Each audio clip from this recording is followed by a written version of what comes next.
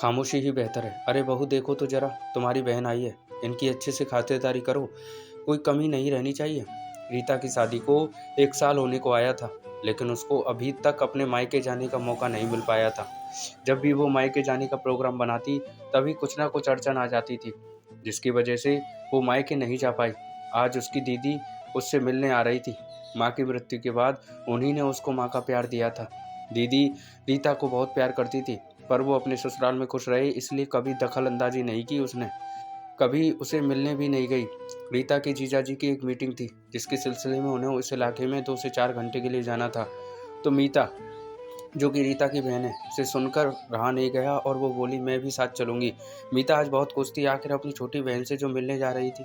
इतने दिनों बाद, पर अंदर ही अंदर सोच रही थी कि उसके ससुराल वाले कैसी प्रतिक्रिया देंगे। रीता सुबह से सारे काम निपटाने में लगी हुई थी और तभी उसे याद आया कि उसे राजीव को तो बताया ही नहीं। हेलो राजीव, आज मीता दीदी आ रही हैं, घर तो तुम थोड़ा जल्दी आ जाओगे। रीता की बात सुनकर राजीव थोड़ा चौंका और बोला, अचानक कैसे, सब ठीक तो है ना? हाँ राजीव, सब ठीक है, बस जीजू को इधर कोई काम था तो दीदी ने कहा इसी बहाने वो मुझसे मिल लेंगी। वो अच्छा, लेकिन मेरी तो आज एक बहुत बड़ी मीटिंग है और मैं तुम्हें कॉल करने ही वाला था कि मेरा खाना मत बनाना। राजीव बोला, राजीव दीदी 1 साल बाद मिल रही हैं और पहली बार आ रही हैं, तो तुम्हें होना चाहिए। मैं जानता हूँ रीता, पर अगर मुझे प्रोग्राम पहले पता होता तो शायद मैं छुट्टी ले सकता, पर अब तो मैं फंस गया हूँ। फिर भी कोशिश ज़रूर करूँगा। अगर तुम्हें कुछ चाहिए हो तो जतिन, छोटा भाई, उसको बोल देना, वो ला देगा। रीता समझ चुकी थी कि शायद अचानक से बने प्रोग्राम की वजह से राजीव खुश नहीं है, पर उसने कुछ नहीं कहा और फ़ोन रख दिया। रीता दीदी के पसंद के राजमा चावल बनाना चाहती थी, लेकिन राजमा खत्म थे, तो उसने जतिन को कहा पास वाली दुकान से लाने के लिए।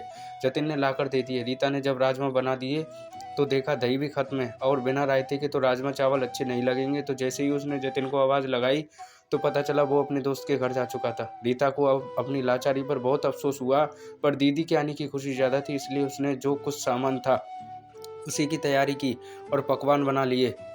घंटी बजते ही रीता ने दरवाज़ा खोला तो दीदी को देखकर अपने आंसू नहीं रोक पाई और उसके गले लगकर खूब रोई।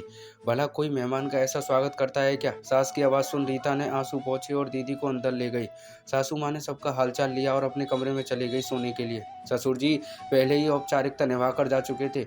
रीता अकेली थी। अब अपनी बहन की आवभगत करने के लिए रीता ही अकेली थी, लेकिन उसने कोई कसर नहीं छोड़ी और खुश कर दिया दीदी को। जब रीता रसोई में बर्तन समेट रही थी तो मीता ने उससे पूछा, तू खुश तो है ना? हाँ दीदी, बहुत खुश हूँ मैं। आप बताओ, ऐसा क्यों पूछा आपने? जानती हो रीता, मैंने तुझे कभी अपनी छोटी बहन नहीं समझा, हमेशा बेटी समझा और माँ बेटी के दिल में एक छोटी बात समझती है। रीता ने फ्रीज में रखी कुल्फी निकाली और बोली, दीदी मैं खुश हूँ। वो तो बस मुझे लगा कि सबकी व्यस्तता के कारण आपकी आवभगत में कोई कमी नहीं रह जाए। पगली, तू अगर खुश है तो मुझे और क्या चाहिए। पर एक बात हमेशा याद रखना कि कभी कभी हमें ऐसे हालातों में गिर जाते हैं कि उस समय खामोशी ही सबसे बेहतर विकल्प होता है। अब राजीव को कुछ मत कहना आने पर। अगर हमने पहले बता दिया होता तो शायद वो घर पर ही होता।